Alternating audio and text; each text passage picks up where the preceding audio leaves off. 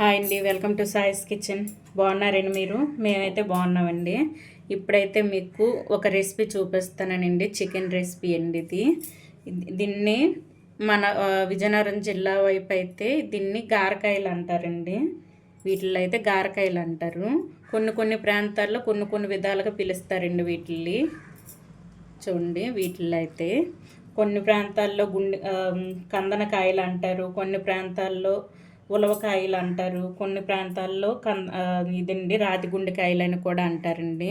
కొన్ని ప్రాంతాల్లో కొన్ని విధాలుగా వీటిని పిలుస్తారండి. మా వైపు అయితే గారకాయలు అని పిలుస్తారండి వీటిని.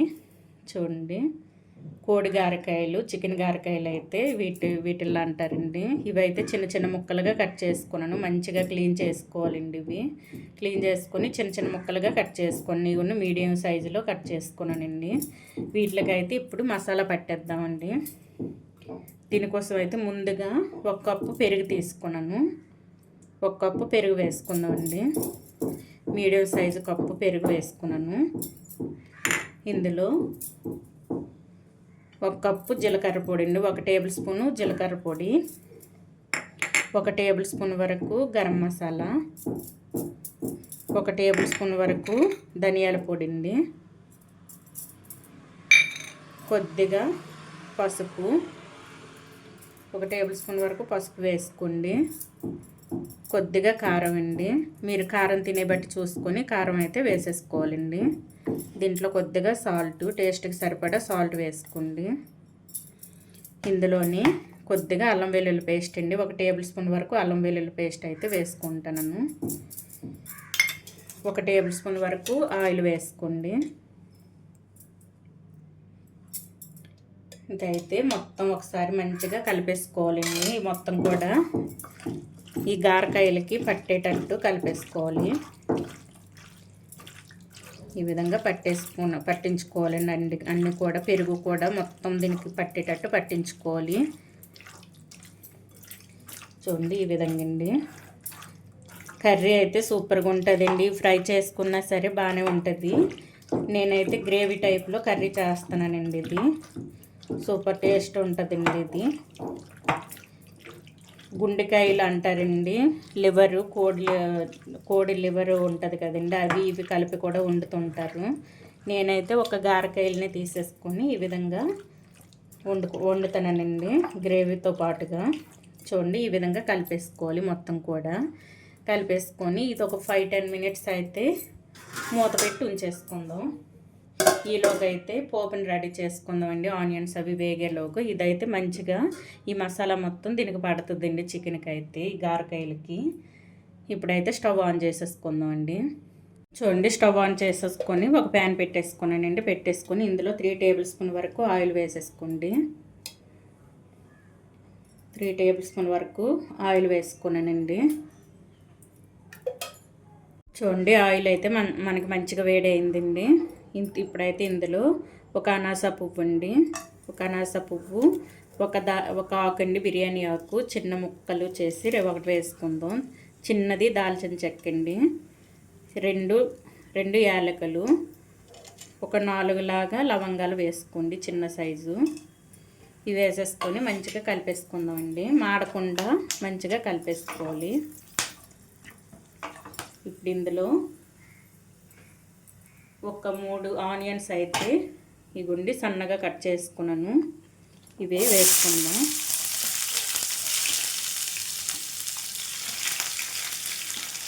వేసేసుకొని మొత్తం ఒకసారి కలిపేసుకుందాం అండి.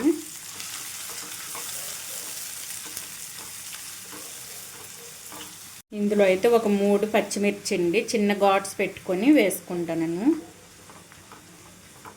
ఇందులోనే కొద్దిగా కరివేపాకు వేసుకోండి.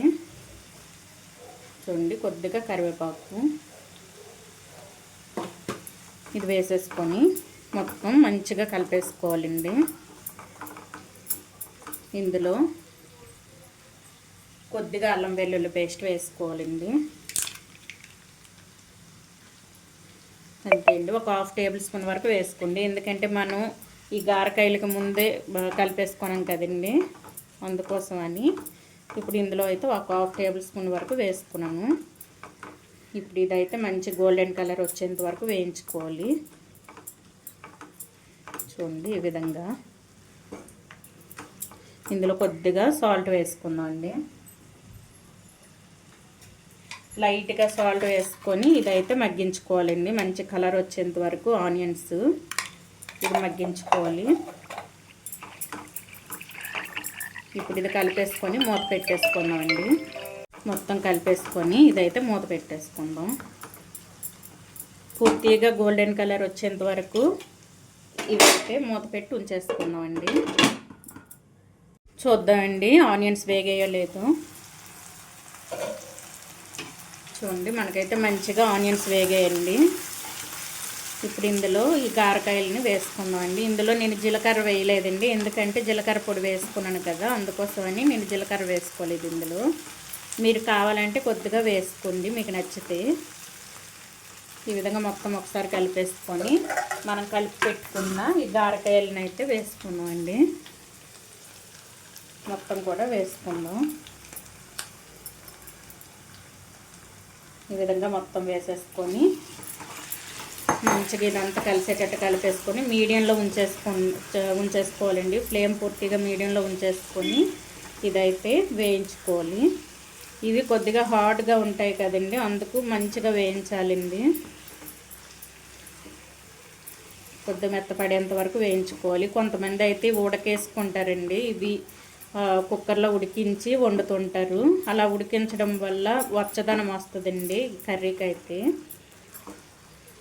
వచ్చదనం వచ్చి టేస్ట్ బాగోదు. అందుకోసమని నేను ఆ విధంగా కాకుండా మీకు ఈ విధంగా చూపిస్తానండి. ఈ విధంగా వండి చూపిస్తే బాగుంటుంది టేస్ట్ అయితే. చూడండి ఈ విధంగా మొత్తం కూడా కలిపేసుకున్నాను. ఇప్పుడు ఫ్లేమ్ పూర్తిగా మీడియంలో ఉంచేసుకొని ఇవి పూర్తిగా మగ్గించుకోవాలండి. ఈ ఆయిల్ మొత్తం మీదకి ఈ పైకి వచ్చేంత వరకు మగ్గించుకొని తర్వాత అయితే మనం టమాటాలు వేసుకుందాం. ఇప్పుడైతే మూత పెట్టి ఒక 10 మినిట్స్ అయితే ఉడకనిద్దామండి. 10 మినిట్స్ తర్వాత అయితే మనం ఈ టమాటాని అయితే వేసుకుందామండి.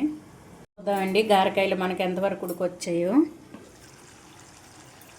చూడండి ఆయిల్ కూడా పైకి తేలింది చూసారా. ఇటువంటిప్పుడైతే మనం టమాటాను వేసుకోవాలండి. ఒక పెద్ద సైజు టమాటాలు అయితే తీసేసుకున్నాను. ఇవైతే పైన వేసేసుకొని ఒక్కసారి కలిపేసుకోవాలండి. చూడండి ఈ విధంగా వేసేసుకొని మొత్తం కూడా ఒక్కసారి కలిపేసుకొని ఫ్లేమ్ మీడియంలో ఉంచేసుకొని మొత్తం కూడా మంచిగా ఉడికించుకోవాలండి. చూసారా కొద్దిగా ఉబ్బినట్టు అయ్యాయి చూడండి. ఈ విధంగా అయితే ఉడుకుతాయండి. ఫ్లేమ్ పూర్తిగా మీడియంలోనైనా సిమ్లో అయినా ఉంచేసుకొని ఉడికించుకోవాలండి. టేస్ట్ అయితే సూపర్గా ఉంటుందండి. అసలు చికెన్ కంటే ఇవే బాగుంటుంది టేస్ట్ అయితే. మనం చికెన్ లివర్ అయినా ఇవి గారకాయలు అయినా సరే టేస్ట్ సూపర్గా ఉంటుందండి.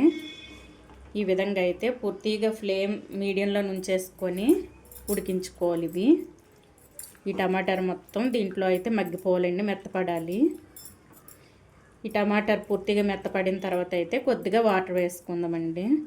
ఫ్రై కావాలంటే టమాటాలు వేయకూడదండి. ఫ్రై చేసుకోవాలంటే ఈ టమాటాని అయితే స్కిప్ చేయాలండి, టమాటాలు వేయకూడదు. ఈ విధంగా మొత్తం కూడా మంచిగా ఉడికించుకుందాం. టమాటాలు మొత్తం మెత్తపడాలండి. మెత్తపడిన తర్వాతే మనం కొద్దిగా వాటర్ని అయితే వేసుకుందామండి. ఇప్పుడు ఇదైతే మూత పెట్టి ఉంచేసుకుందాం. ఇది మూత పెట్టి ఒక 15 మినిట్స్ 20 మినిట్స్ అయితే పూర్తిగా సిమ్లో ఉంచేస్తానండి. నేనైతే సిమ్లో ఉంచేసుకొని ఇదైతే బాయిల్ చేసేసుకుంటాను. ఈ విధంగా ఉంచేసుకోవడం వల్ల మనకి ముక్క అనేది మంచిగా ఉడికి వస్తుందండి. ఉడికి మన కొద్దిగా వాటర్ వేసుకుంటే సరిపోద్దండి. టేస్ట్ అయితే సూపర్గా ఉంటుంది. ఈ విధంగా కొద్దిగా వాటర్ వేసుకొని ఇవైతే మనం గారకాయలను గ్రేవీతో పాటుగా చేసుకుంటే, అందుకోసమని నేను మూత పెట్టి అయితే ఒక 20 మినిట్స్ వరకు పూర్తిగా సిమ్లో ఉంచేసుకుంటానండి. తర్వాత అయితే చూపిస్తానండి. చూద్దామండి 20 మినిట్స్ అయితే అయిందండి. చూడండి కర్రీ అయితే మనకి 80% వరకు ఉడికిపోయిందండి. ఇప్పుడు ఇందులో కొద్దిగా వాటర్ వేసుకొని 20 మినిట్స్ కూడా ఉడికించుకుందాం. చూసారా మంచిగా ఉడికిందండి. మనం వేసుకున్న టమాటాలు కూడా మంచిగా మెత్తపడింది చూసారా. చూడండి మంచిగా అయితే మెత్తపడిందండి. ఇప్పుడు ఇందులో ఈ ములిగేంత వరకు వాటర్ వేసుకుందాం అండి. ఎక్కువ వాటర్ వేసుకోకండి. చూడండి ఇంతే అండి. ఈ మాత్రం వాటర్ వేసుకుంటే సరిపోద్ది.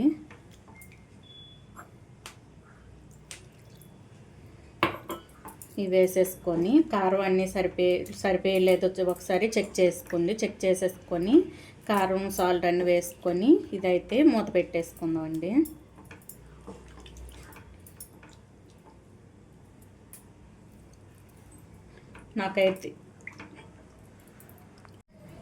నాకైతే అన్నీ సరిపోయండి. కారం సాల్ట్ అన్నీ కూడా మంచిగా సరిపోయి ఇప్పుడు ఇదైతే మూత పెట్టేసుకొని ఇది కొద్దిగా ఈ గ్రేవీ అనేది చిక్కబడేంత వరకు ఉడికించుకుందాం అండి. ఇదైతే మంచిగా ఉడికింది. ఇప్పుడైతే మరో 20% వరకు ఉడికించాలండి. ఇది ఫ్లేమ్ సిమ్లోనే ఉంచేసుకొని లేకపోతే మీడియంలోనే ఉంచేసుకొని ఇదైతే ఉడికించుకోవాలండి. ఇదైతే కొద్దిగా మెత్తపడాలి, లేకపోతే గట్టిగా ఉందంటే మనకి అంత టేస్ట్ రాదండి. చూడండి ఇప్పుడైతే ఫ్లేమ్ మీడియంలో ఉంచేసుకొని ఇదైతే ఉడికించుకుంటానండి. ఇది గ్రేవీ దగ్గర పడిన తర్వాత అయితే మీకు చూపిస్తానండి. గారకాయలు మనకి రెడీ అయ్యలేదు. చూడండి ఆయిల్ మొత్తం మనకి పైకి తేలిందంటే మనకి కర్రీ అయితే రెడీ అయిపోయిందండి. చూసారా, గ్రేవీ అయితే ఈ విధంగా ఉంచేసుకోవాలండి. చపాతీకి అయినా అన్నంలోకైనా బాగుంటుంది. ఇది చల్లగా అవుతున్న కొద్దిగా దగ్గర పడిపోద్ది కదండి గ్రేవీ, అందుకోసం ఈ విధంగా ఉండేటప్పుడే ఆఫ్ చేసేసుకోవాలి. ఇందులో అయితే ఒక 1/2 టేబుల్ స్పూన్ వరకు చికెన్ మసాలా వేసేసుకోండి. వేసుకొని మొత్తం కూడా మంచిగా కలిపేసుకొని కొద్దిగా కొత్తిమీర వేసుకుందామండి. ఇప్పుడైతే కొద్దిగా కొత్తిమీర చల్లేసుకుంటే మనకి గారకాయల కర్రీ అయితే రెడీ అయిపోయినట్టండి. చూడండి చికెన్ గారకాయల కర్రీ అయితే మనకి రెడీ అండి. ఇప్పుడైతే స్టవ్ను ఆఫ్ చేసేసుకుందాం అండి. ఆఫ్ చేసేసుకొని ఇదైతే మూత పెట్టేసుకొని ఉంచేసుకుందాం. ఇది కొద్దిగా చల్లపడిన తర్వాత ఇంకొంచెం ముక్కకైతే మంచిగా పడుతుందండి ఇది గ్రేవీ అనేది.